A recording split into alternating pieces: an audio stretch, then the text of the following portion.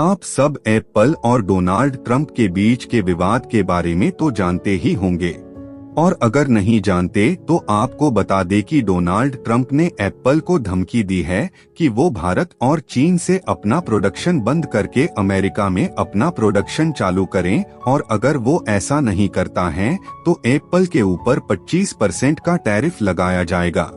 लेकिन क्या एप्पल के लिए अमेरिका में प्रोडक्शन करना आसान होगा, ये हम जानेंगे इस वीडियो में। ये जाने से पहले हमें जानना होगा कि भारत में आईफोन प्रोडक्शन की शुरुआत कब और कैसे हुई। अब तक भारत में आईफोन ने कितना इन्वेस्टमेंट किया है, भारत से आईफोन का कितना एक्सपोर्ट होता है, अमेरिका की टैरिफ धमकी का भारत पर क्या असर हो सकता है। भारत में आईफोन उत्पादन की शुरुआत। आईफोन हमेशा से एप्पल की सबसे पॉपुलर और प्रीमियम प्रोडक्ट रही है। शुरुआत में आईफोन केवल चीन में फॉक्सकॉन और पेगाट्रॉन जैसी कंपनियों में बनाए जाते थे, लेकिन चीन में बढ़ते वेतन, अमेरिकी चीन व्यापार युद्ध और लॉजिस्टिक चैलेंजेस के चलते एप्पल को नए विकल्पों की तलाश शुरू करनी पड़ी।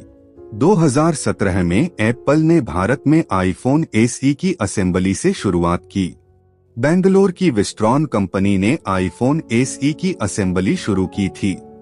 ये एक बड़ा कदम था न सिर्फ भारत के लिए बल्कि पूरी ग्लोबल सप्लाई चेन के लिए। धीरे धीरे एप्पल ने भारत में अन्य मॉडल्स जैसे आईफोन 6s, आईफोन 7 और बाद में आईफोन XR, आईफोन 11, आईफोन 12 और अब आईफोन 15 तक का प्रोडक्शन भी भारत में शिफ्ट कर दिया।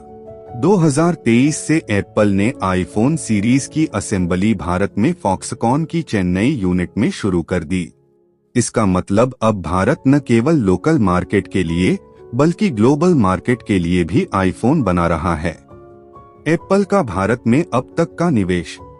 एप्पल ने सीधे तौर पर भारत में ज्यादा इन्वेस्टमेंट नहीं किया है, लेकिन इसके मैन्युफैक्चरिंग पार्टनर्स जैसे फॉक्सकॉन, विस्ट्रॉन और पेगाट्रॉन में काफी इन्वेस्टमेंट किया है। फॉक्सकॉन ने तमिलनाडु में करीब $1.5 बिलियन यानी 12,000 करोड़ से ज्यादा का इन्वेस्टमेंट किया है। विस्ट्रॉन ने कर्नाटक में लगभग $600 मिलियन से ज्यादा का इन्वेस्टमेंट किया था, जिसे बाद में टाटा ग्रुप ने टेक ओवर कर लिया। 2023 में टाटा ग्रुप ने विस्ट्रॉन की यूनिट खरीदकर भारत की पहली देसी आईफोन असेंबली कंपनी बन गई। टाटा अब एप्पल के सप्लाई चेन में एक बड़ी भूमिका निभा रहा है, यानी अब भारत एप्पल की सप्लाई चेन में निर्माता के रूप में प्रवेश कर चुका है। कुल मिलाकर एप्पल के माध्यम से भारत में अब तक लगभग $3 बिलियन से ज्यादा का इन्वेस्टमेंट हुआ है। भारत से आईफोन का एक्सपोर्ट। एक समय था जब भारत में बना आईफोन सिर्फ यहीं बिकता था, लेकिन अब हालात बदल चुके हैं।